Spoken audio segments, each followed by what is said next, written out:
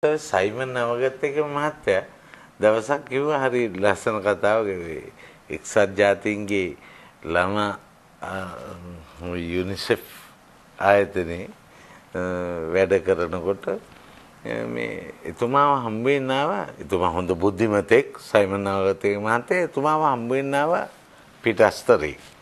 ඇවිල්ලා කතා කරන්නේ එයා කියන්නේ දැන් සර් මාව කොහොම මට නාට්‍යයක රංගපාන්න මාව ගන්නකෝ එහෙම කතා කරනවා. ඔක්කොම කතා කරනකන් ඉඳලා පැය භාගයක විතර කතා කරනකන් ඔය ලිපිනේ මේ ලියලා දීලා යන්නකෝ ජයලාල්ට මං දන්නන්නම් කිව්වා. ඉතින් මං ලිපිනේ ලියාගත්තා. එයා ගියාන් පස්සේ මං ඇහුවා නවගත්තගේ මහත්මයාගෙන් කොහොමද ඒ ආපු තරුණය වැඩ නැහැ ඕක විසුකුරන්න කිව්වා. මං හැබැයි කියලා මිනිහා කෙලින් මුණ දිහා බලාගෙන කතා කළේ නැහැ කියලා. ඒ කියන්නේ යා බොරුකාරයෙක් කියලා. දැන් මං හසන්ත මහත්මයා දිහා මෙහෙම කෙලින් කතා කරනවා. දැන් ඔබතුමාත් එක්ක කතා කරන්න ඕනක මෙහෙම කතා කරනවා. දැන් මේකයි හසන්ත මහත්මයා වෙලා තියෙන්නේ. අපි දැන් මේ පොල් ගස් දිහා බලාගෙන මේ පොල් ගස් තරු දිහා බලාගෙන එක්ක බිම දිහා දැන් මේක වෙන්නේ මෙහෙමයි. දැන් මුද්‍යංශේ මහත්මයා මහාචාර්යතුමා දැන් ඇත්ත කියනවා නම් මේක කිව්වම ඒක හරියටම හරි. ඒ මුණ දෙන්න බෑ. ඕකම රූපන කලාවේ ඔය මේ කාය භාෂාවට එන දෙයක් හැටියට එතුමාම භාවිතා කළා. රූපන ශිල්පියෙක් සහ ශිල්පිනියක් හෝ අවශ්‍ය අනිත් ශිල්පියා එක්ක ඇහැට ඇහැ යොමු කරලා කතා කරන්නේ අවශ්‍යයි කියලා. ඕක යුරෝපයෙන් ආවා අයි කොන්ටැක්ට් තියාගන්න කියලා. ඕකටත් වඩා හරි ලස්සන එකක් මේ ජ්‍යෙෂ්ඨ මහාචාර්යතුමාලා දෙන්නගෙම මතුවුණු නිසා ඒකට මම කරන්නේ ඒ යටින් ඉතුරු කැලල එකතු කරනවා. මේ වර්ණ භාවිතය අර මහත්මයෙක් කියුවා නේද මේ ඉලෙක්ට්‍රොනික භාවිතයේ උඩ මේ සංඥා භාවිතය එහෙම දිනනවා. මරු වැඩක් තියෙනවා දැන් මේ සෙලියුලර් දුරකථන පාවිච්චි කරන අය. ඒ අයගේ දැන් මේ අපි හිතමු දැන් සාමාන්‍යයෙන් දුරකථන ඇමතුමක් කෙනෙකුට අපි හිතමු ඔබතුමා මට අමතනවා නම් ටින් ටැන් ටින් මොනවා හරි තාලයක් තියෙනවා. එක දවසක් මේ ඇහෙනවා නලවලකම් කියවලකම් ඒ ඔය ගන්න ඔය මයි වයිෆ් කතා කරන්නේ. ඒ කියන්නේ එයා සංකේතේ දාලා තින්නේ ඒක.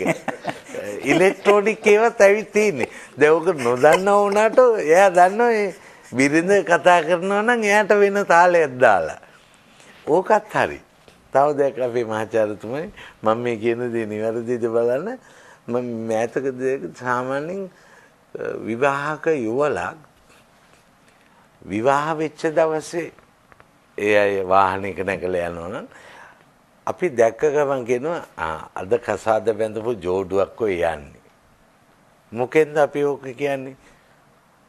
මගුලකට ගිහිල්ලත් නැහැ. කාර් එක යන ජෝඩුව දැකලා කියන්නේ. ඒ දෙන්න ඇඳන් යනවා ශ්වේත වර්ණ ඇඳුම්. මනමාලිය ශ්වේත වර්ණ සාරිය. මනමාලය කොහමද ඒක දාලා හරි කොහම හරි මොන ඇඳුමින් හිටියත් අර දෙන. ආයි යනකොට කියනවා දෙවනි ගමන ගිහිල්ලා යන්නේ. අපි දන්නවා ඇඳන් එන සාරියෙන් මේ වර්ණයේ සංකේතයක් අපිට ඉදිරිපත් කරලා තියෙනවා. වර්තමානයේ ඔබතුමාලා ඔය කියපු දේ තමයි මේවා මුකුත් හොයන්නේ විකෘතියක් මුකුත් නැහැ. දෙවනි ගමන යන කොළ පාට තවුරු සාරියක් ඇඳලා. එතකොට කීවෙනි ගමනද කියන ප්‍රශ්නේ තමයි අපිට තියෙන්නේ. එතකොට මේ වෙන්න පුළුවන් ඒකයි.